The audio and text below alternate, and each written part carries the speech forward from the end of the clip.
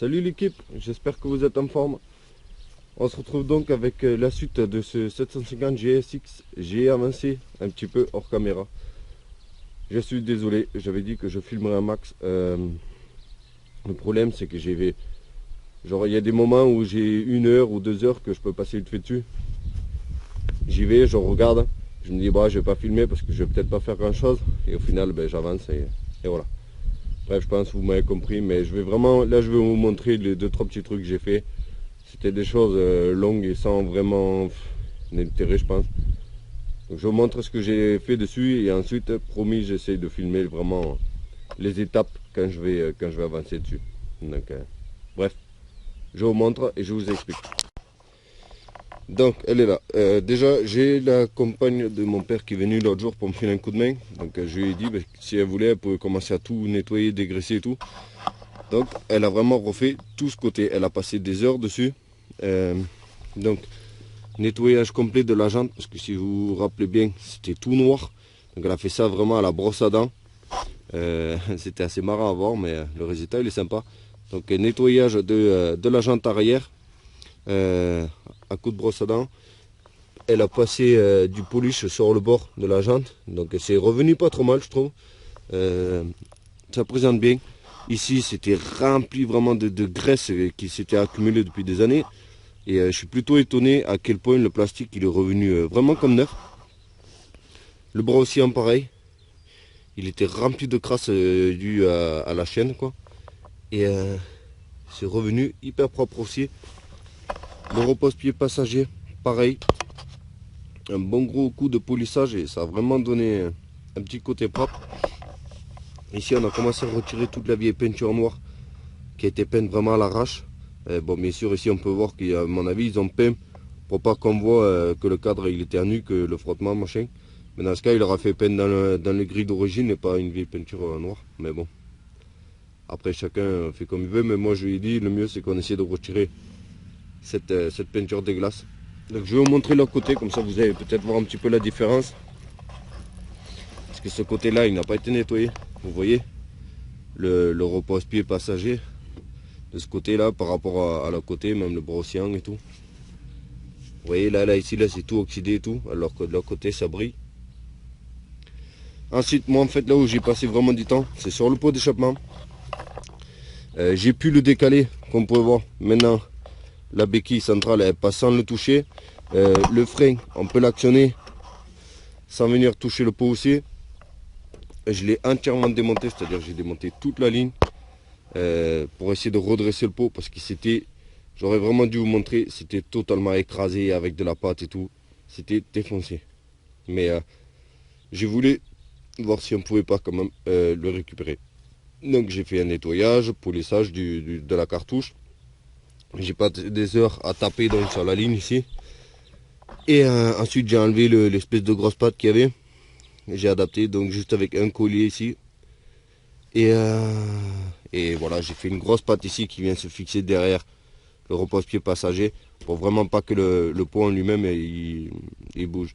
Donc c'est pas la plus belle pâte du monde, mais je voulais un truc bien costaud parce que j'ai pas forcément confiance au montage que j'ai fait ici, pas en termes de fuite et tout ça, mais je veux pas que la cartouche puisse se défaire ou s'en aller. Donc elle pourra éventuellement le changer plus tard si elle le souhaite, mais pour l'instant elle a vu le résultat, elle était vraiment contente, elle pensait qu'elle allait devoir investir dans un pot tout de suite là. Et je lui ai dit que j'essaierai de faire un truc le plus propre possible et je pense que le résultat il est quand même correct. Du moins ça gêne pas, après en termes d'esthétique, bon ça se discute, mais en termes fonctionnels, c'est correct. Donc voilà. Ici j'ai commencé à essayer de retirer les autocollants ici. Par contre le problème c'est que, je sais pas si vous allez voir, ça a été verni dedans. Donc je sais pas trop comment on va faire avec ce réservoir là.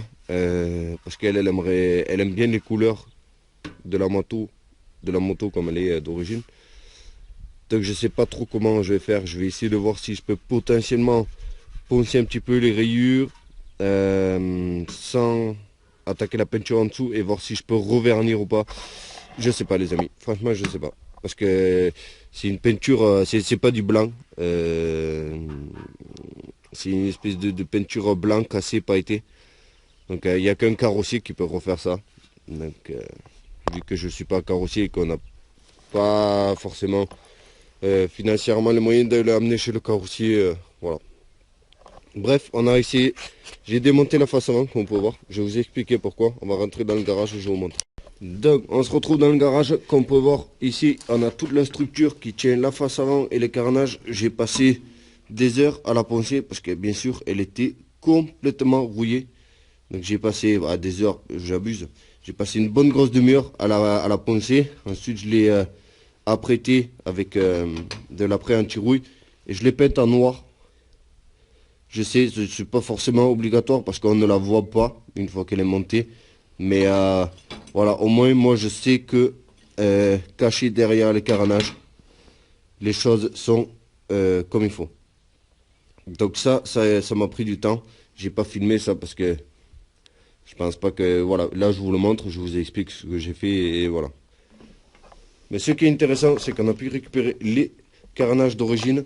L'état, il reste à discuter. Il y a surtout beaucoup de nettoyage à faire. Ça a été stocké dans une grange. Mais ils ne sont pas cassés. Ils sont juste abîmés, voilà, au niveau des autocollants et tout. Mais voilà. On a pu les récupérer. Tout est complet. Il nous manque juste la visserie. Bon, ça, c'est pas un problème. Hein. On ira... J'ai un peu de stock de visserie et sinon, j'irai choper les vis qu'il faut. Donc, on a... ouais, comment vous expliquer? On a tout le carnage qui va en dessous et sur les côtés. On a le phare qui est ici, le phare d'origine. Parce que moi, tout ça, je l'ai tombé parce qu'il faut savoir que ce bloc-là, il vient se fixer sur le cadre et il tient toute la face avant et les côtés. Mais bref, ça, c'est vraiment cool qu'on ait pu récupérer ça parce que la face avant qui était dessus, c'était vraiment pas terrible. Hein. Donc, on va pouvoir se rapprocher le plus possible d'un truc d'origine. Ça aurait mérité de passer chez le carrossier, mais on n'a pas les moyens, donc on va essayer de donner un coup de propre le plus possible. Bref, je vous ai montré un petit peu où c'est qu'on en est. Pour l'instant, là je pense que on va essayer d'aller récupérer des joints de pot d'échappement. Parce que comme je vous dis, je vais démonter totalement la ligne. Et les joints des collecteurs, ils sont complètement foutus. Je crois que je les ai ici. Ouais, ils sont là. Voilà. Donc avant de remonter la ligne, on va mettre des joints neufs. Regardez, ça c'est pas moi qui l'ai abîmé, il était comme ça dedans. Ça c'est celui qui n'était pas serré. Donc on va essayer de récupérer des joints de pot d'échappement. On va regarder un petit peu s'il y a des rétroviseurs, des clignotants, tout ça, pas trop cher. On va les jeter un œil au magasin et ensuite je pense que je vais essayer de reposer la barre et les carnages pour voir un petit peu si tout est là, s'il ne manque pas de pièces quoi. Bref, je vous tiens au courant les amis, c'est parti. Bon les amis, je suis désolé pour la lumière, mais je vais vous montrer quand même parce que sinon je vais certainement oublier de vous montrer. Donc là j'ai retiré les autocollants Suzuki, le problème c'est qu'ils ont été vernis dedans, donc forcément quand je les ai enlevés ça a retiré une épaisseur. J'ai dû poncer pas mal et comme on peut voir je suis tombé jusqu'à la peinture bleue qui est en dessous. Parce qu'en fait le réservoir il a d'abord été peint en bleu pour après recevoir la couche de blanc, blanc pailleté ici. Donc là j'essaie en fait de poncer pour effacer le plus possible les bords. Là où il va y avoir en fait une sorte de bosse. Là par exemple elle n'y est pas, mais là il y a encore, on sent encore une petite différence. Ici pareil il y avait l'espèce de protection. Quand je l'ai retiré, ben, ça a enlevé un peu de vernis. Donc je suis en train d'essayer d'effacer aussi toutes les bordures. Et là pareil, voilà. Donc ensuite je vais voir qu'est-ce qu'on peut faire, parce qu'à la base on était parti, on s'est décidé sur le fait de peindre à partir du trait et tout le dessus en noir brillant, pour pas se prendre la tête, mais j'ai essayé de poser le carénage avant, et c'est vrai que ça serait un petit peu dommage, parce que le carénage il a vraiment les lignes qui viennent jusqu'ici, qui suit avec le réservoir. Donc voilà, j'essaie de vous tenir informé les amis, j'y retourne. Allez, à tout à l'heure. Bon les amis, je viens de finir le réservoir là. Il est donc presque 9 h du soir, donc la nuit elle commence à tomber. Et il y a un peu de vent dehors, mais j'ai sorti la moto dehors parce qu'il fallait que je voie dans la lumière du jour. Parce qu'entre la lumière du garage et la lumière du jour, il y a une grosse différence. Donc j'avais le plus besoin de la sortir dehors pour voir un petit peu. Donc je vais vous montrer, je vais pas parler, je pense pas, parce que il y a beaucoup trop de vent. Voilà, bref, je vous montre.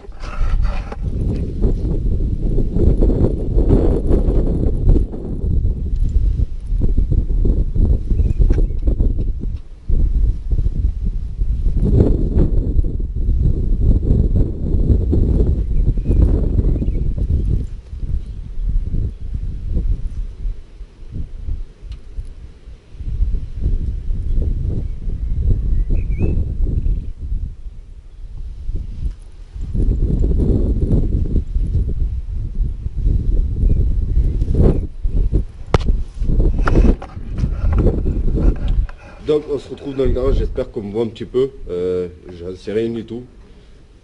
Donc ça reste... Bref. D'ailleurs voilà le bordel. Bon, bref, ça reste une peinture que j'ai faite à la bombe. Donc je suis parti sur un espèce de blanc cassé.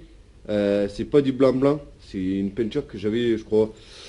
Je sais plus pourquoi je l'avais acheté, je crois que c'était une bombe que j'avais fait pour faire des retours sur le camping-car à mon père, un truc comme ça. Donc c'est une bombe motype en fait, avec des codes couleurs pour des véhicules. Et j'ai fait un petit test et c'était pas blanc mat, c'était pas blanc brillant. C'est une espèce de blanc cassé sans virer vers le crème, mais un petit peu quand même. Et au final, je pense qu'on n'est pas trop loin. Bien sûr, c'est pas une peinture pailletée, mais le fond de la couleur, ça les paillettes bien sûr. Il est pas trop loin, je pense. Donc, plutôt que de partir sur un noir qui n'a rien à voir avec l'origine, je pense que ça peut être pas mal. Donc, les amis, je vais vous quitter là-dessus. Là, il se fait tard. Et je pense que je vais rattaquer un autre jour. Donc, merci à tous d'avoir regardé la vidéo. Et je vous dis à la prochaine. Ciao!